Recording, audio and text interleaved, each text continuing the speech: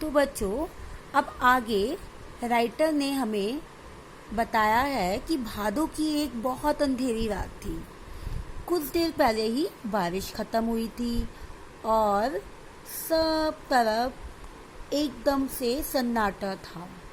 तभी बाल गोविंद भगत के संगीत का एकदम से शोर सुनाई दिया। उनकी खंजड़ी डिमक डिमक बज रही थी, वे गा रहे थे। गोदी में पियाबा चमक उठे सखियां, चिहुक उठे ना। हाँ, पिया तो गोद में ही है, किंतु वह समझती है वह अकेली है। चमक उठती है, चिहुक उठती है। उसी भरे बादलों वाले भादों की रात में उनका ये गाना अंधेरे में एकदम से ऐसा था जैसे कि बिजली चमक रही हो। और उसके बाद में बाल गोविंद भगत का संगीत ऐसे जगा रहा था मानो तेरी गठरी में लागा चोर मुसाफिर जाग जरा। उसके बाद कार्तिक आया नहीं कि बाल गोविंद भगत की प्रभातियां शुरू हो गईं। अब ये प्रभातियां होती हैं सुबह में गाए जाने वाले भजन जो फागुन तक चलते थे। मीन्स कि वह कार्तिक के महीने से गाना स्टार्ट करते थे और फागुन तक उसको गाते थे। इन दिनों वह सुबह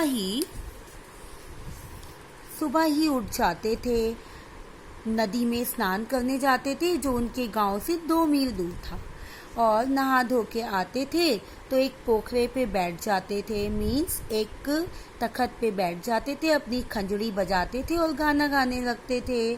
अब राइटर कह रहा था, मैं तो शुरू से ही बहुत देर तक सोने वाला व्यक्ति हूँ।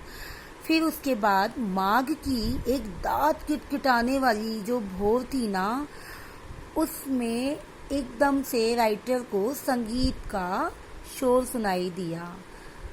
उसके बाद में उन्होंने उठकर देखा तो सब तरफ कोहरा छाया हुआ था, सब तरफ सन्नाटा था और बाल गोविंद भगत एक कुश की चटाई पर बैठे थे, कमली ओढ़ी थी और अपनी खंजड़ी बजा रहे थे और उनकी उंगलियां खंजड़ी पर बराबर चली जा रही थी। गाते गाते इतने मस्त हो जाते थे, उत्तेजित हो जाते थे कि ऐसा लगता था कि अब तो ये खड़े होकर नाचने लगेंगे।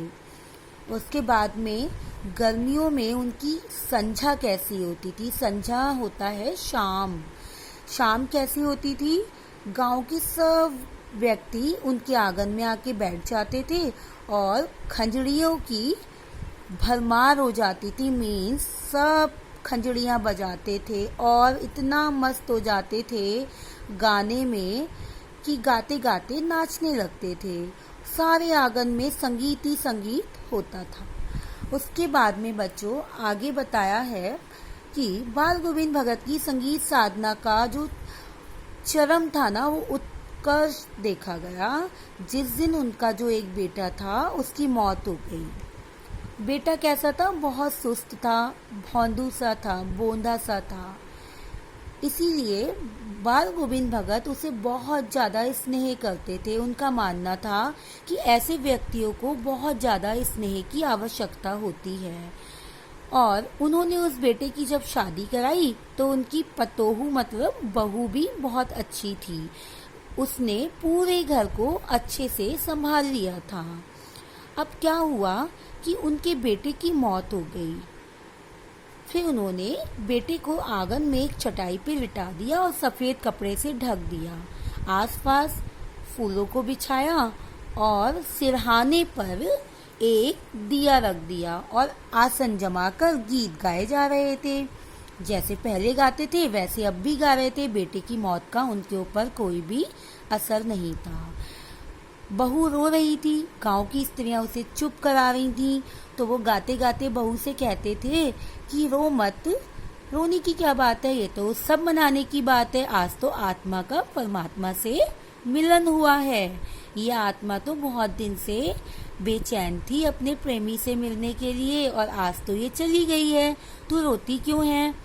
उसके बाद में उन्होंने बेटे का कोई भी क्रियाक्रम वैसे नहीं किया जैसे किया जाता है और उन्होंने अपनी बहू से ही अपने बेटे को आग भी दिलवाई। उसके बाद में बहू के भाई को बुलाकर के कहा कि तुम इसकी शादी करा दो, लेकिन बहू ने इस ऐसा करने से इनकार कर दिया। उसने कहा मैं आपको छोड़ के नहीं जाऊंगी, इस बुढ़ापे में आपकी देखभाल कौन करेगा। बट जो हमारे बाल गोविंद भगत थे, इन्होंने कहा अगर तुम नहीं जाओगी तो मैं ये घर छोड़ के चला जाऊंगा। तो मजबूरन बहू को अपने भाई के साथ जाना पड़ा। उसके बाद में बच्चों, बाल गोविंद भगत की मौत भी उन्हीं के ही जैसी हुई। जैसे वो हर बार गंगा स्नान के लिए जाते थे वैसे ही गए, और पैदल ही जाते थे, पैदल ही गए। वहां पर रास्ते में उन्हें खाने का कुछ ना मिला तो पानी पी पी कर उन्होंने अपनी यात्रा संपूर्ण की। उसके बाद में जब वो घर वापस आए तो उनकी तबीयत कुछ ठीक नहीं थी, बुखार भी था।